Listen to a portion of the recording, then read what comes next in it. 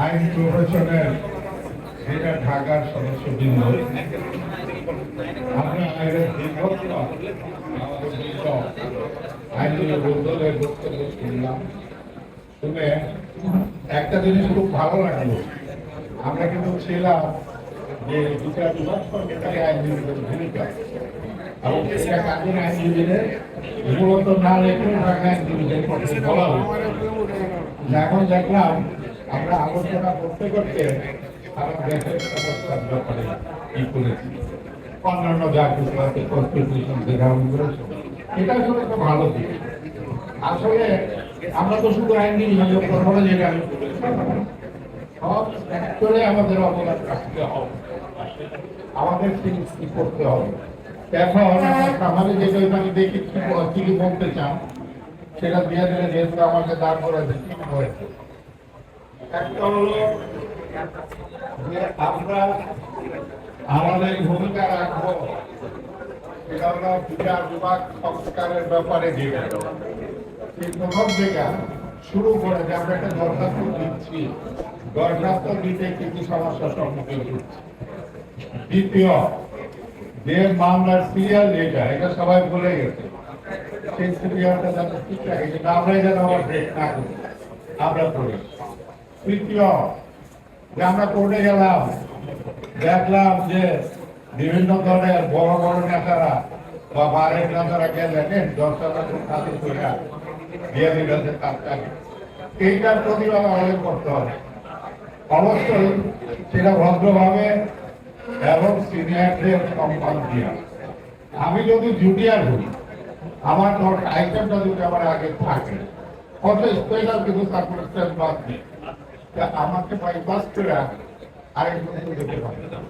আমি সিনিয়র থেকে আমাকে নিয়ে নিবেন, এবার জাস্টিস সাহেব ছিলেন, জজ সাহেব গেছে, জজ সাহেব দিয়ে দিবেন, দেখা যায় একটা জজ সাহেব এরকম না। এটা আইনজীবীরা, আমরা যারা জুনিয়র আইনজীবীরা আছি তারা আমরা সিনিয়র আইনজীবীদের সম্মান করবো, যেভাবে যেটা আমরা শিখে আসছি আমাদের। এই আর গেল এটা যে এই যে প্রতিহত কমপ্লেন করি আগে চিফ জাস্টিসের কাছে দিতে হবে, যে আমরা মামলা দায়ের করতে রিয়াই করতে কিছু সমস্যার সম্মুখীন হচ্ছি, হ্যাঁ, এগুলো দিতে হবে। আবারও যেটা পুরানো জায়গায় আসতাম সেটা হলো এখানে সরকারি আইনজীবী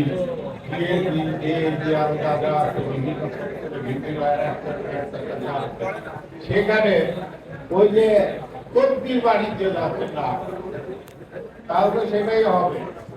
জজ সাহেবদের অ্যাপয়েন্টমেন্টের ব্যাপারে একটা জিনিস খুব ভালো শুনছি, সেটা যদি হয় যে তারা নাকি চিন্তা করছে যে সংস্কার কমিটি যেটা আছে, জজ সাহেবদের অ্যাপয়েন্টমেন্ট যাতে 50 লয়ারদের থেকে হয়, এটা যদি কিন্তু সাবসিকুয়েন্টলি এখানে আমাদের শিফট করতে হয়েছে, কারণ ওখানে সবাই খাবার দাবার খাচ্ছে ক্যান্টিনগুলোতে, এবং আমরা চাইলে আমাদেরকে ডিস্টার্ব করতে, যদি আমরা ছোট্ট পরিসরেই করতে চেয়েছিলাম। তো অনেক সুন্দর সুন্দর সাজেশন এসছেন আমাদের মনির হোসেন ভাই, উনি আপনাদেরকে বলবেন যে সামাপ করা হয়েছে প্রায় সকলের বক্তব্যগুলি। এখন আমাদের সামনে বক্তব্য নিয়ে আসছেন আমাদের আজকের এই অনুষ্ঠানে আলোচনা সভার বিজ্ঞ প্রধান বক্তা, chief speaker advocate Mohammad Ruhul Amin Bhuiyan.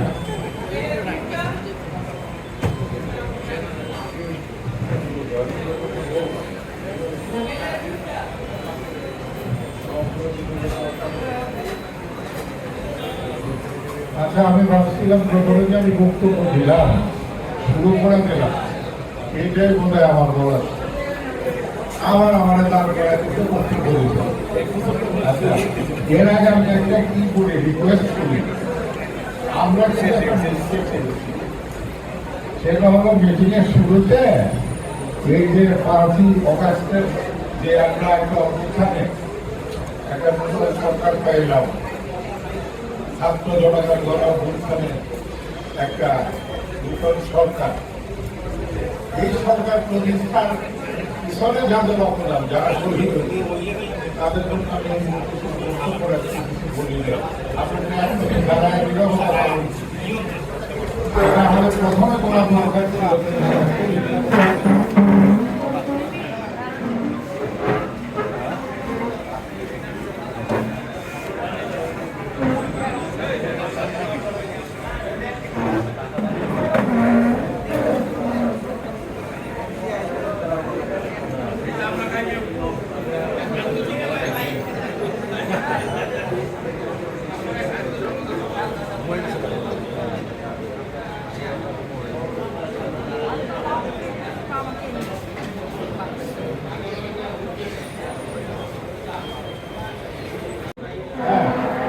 আরেকটা, যেটা আপনারা আমার অনুরোধ থাকবে, এটা যেভাবে পারেন সেভাবে দিবেন।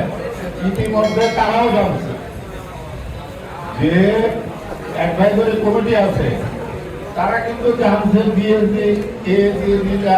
অ্যাপয়েন্টমেন্টে কি কি এখানে দুর্নীতি হয়েছে। অ্যাপয়েন্টমেন্টে তো না, অ্যাপয়েন্টমেন্ট বলতে এখান থেকে পাঠাইছে সিলেক্ট করে এদেরকে এই পদে দেন, যে দুর্নীতি হয়েছে।